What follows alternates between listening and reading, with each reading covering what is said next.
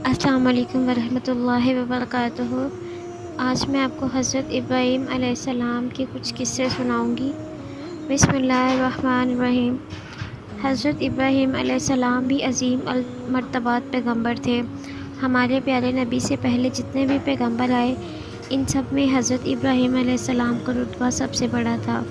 اس کی وجہ یہ ہے کہ چند پیغمبروں کے ماسوا حضرت ابراہیم علیہ السلام ہی کی نسل سے سارے پیغمبر آئے۔ ہمارے نبی بھی انہی کی نسل سے ہیں۔ حضرت عیسیٰ علیہ السلام اور حضرت موسیٰ علیہ السلام کا تعلق بھی انہی سے تھا۔ یہی وجہ ہے کہ حضرت ابراہیم علیہ السلام کو یہودی اور نصاری بھی مانتے ہیں اور مسلمان تو بہت زیادہ ہی مانتے ہیں۔ ہر نماز میں آپ علیہ السلام کا ذکر آتا ہے۔ اللہ تعالیٰ خود فرماتا ہے کہ اس کتاب میں ابراہیم علیہ السلام کا ذکر کیا جائے۔ وہ راستی والے پیغمبر تھے، یعنی سچے اور راہ راست پر تھے۔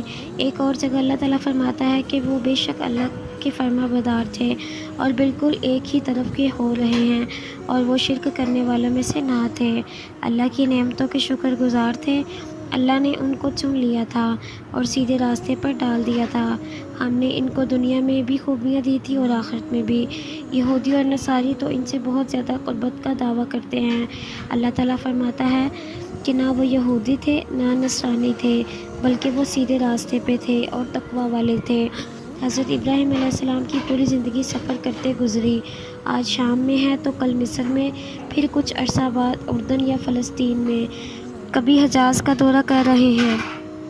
حضرت ابراہیم علیہ السلام شہر بابل میں پیدا ہوئے۔ کہا جاتا ہے کہ پہلے عراق کا نام بابل ہی تھا یا عراق کے ایک شہر کا نام تھا۔ آپ علیہ السلام کے والد کا نام ازر تھا۔ آپ علیہ السلام کے زمانے میں لوگ بہت زیادہ گمراہ تھے۔ ہر قسم کی اخلاقی برائیاں ان میں پائی جاتی تھی۔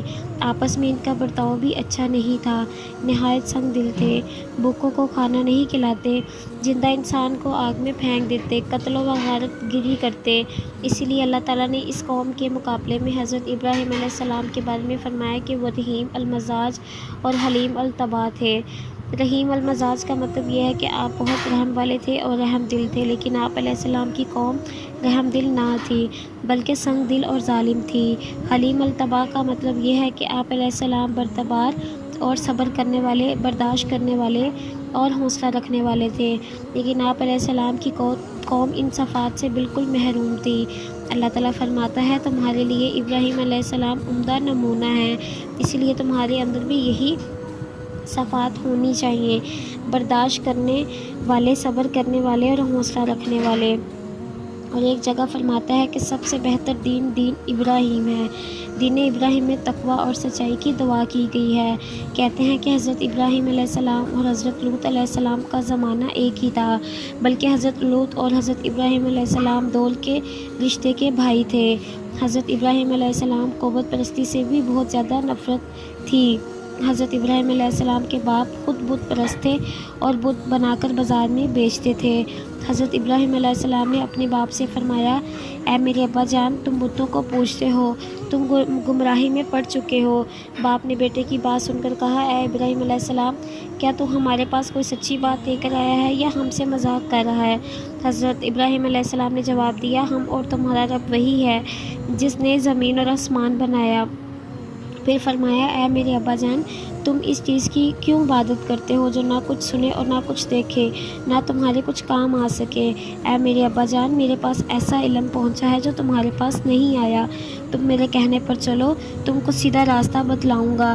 اے میرے ابا جان، تم شیطان کی پرستش نہ کرو، شیطان رحمان کا نافرمانی کرنے والا ہے۔ اے میرے ابا جان، میں اندیشہ کرتا ہوں کہ تم پر رحمان کی طرف سے کوئی عذاب نہ آ پڑے، پھر تم شیطان کے ساتھی ہو جاؤ۔ باپ نے جواب دیا: کیا تم میرے معبودوں سے پھرے ہوئے ہو؟ باپ نے پھر کہا: ابراہیم، اگر تم باز نہ آئے تو میں تم کو پتھروں سے سنگسار کر دوں گا، تم ہمیشہ کے لیے مجھ سے کنارہ کر جاؤ۔ ابراہیم علیہ السلام نے باپ کی زبانی الفاظ سن کر کہا: میں سلام کرتا ہوں اور اپنے رب سے تمہارے لیے مغفرت کی درخواست کروں گا، بے شک اللہ مجھ پر مہربان ہے اب میں جا رہا ہوں، اپنے رب کی عبادت کروں گا، اپنے رب کی عبادت سے محروم نہ رہوں گا۔ یہ کہہ کر حضرت ابراہیم علیہ السلام رخصت ہو گئے۔ ایک مرتبہ آپ علیہ السلام نے اپنی قوم سے مخاطب ہو کر کہا، ہمارا اور تمہارا رب وہی ہے جس نے زمین اور آسمان کو پیدا کیا۔ اے قوم، تم اپنے ہاتھوں سے بنائے ہوئے بت کو پوج رہے ہو، نہ تو ان میں یہ طاقت ہے کہ یہ نقصان پہنچائیں، نہ فائدہ ہی پہنچا سکتے ہیں۔ قوم نے کہا، ہم اپنے باپ دادا کے راستے پر چل رہے ہیں، ہم نے ان کو بھی اس طرح کرتے ہوئے دیکھا۔ ابراہیم علیہ السلام بولے، رب وہی ہے جس نے مجھ کو اور تم سب کو پیدا کیا، وہی رہنمائی کرتا ہے، وہی مجھ کو کھلاتا ہے، پلاتا ہے، جب میں بیمار ہوتا ہوں تو شفا دیتا ہے۔ آپ علیہ السلام پر ایک دور ایسا بھی گزرا جو سراسر آزمائشی تھا۔ آپ علیہ السلام نے خود بھی اپنی عقل و فہم سے کام لیا۔ آپ علیہ السلام نے غور کرنا شروع کیا کہ قوم بتوں کے علاوہ چاند، سورج اور ستاروں کو کیوں اپنا معبود سمجھتی ہے، جبکہ یہ سب زوال پذیر ہیں۔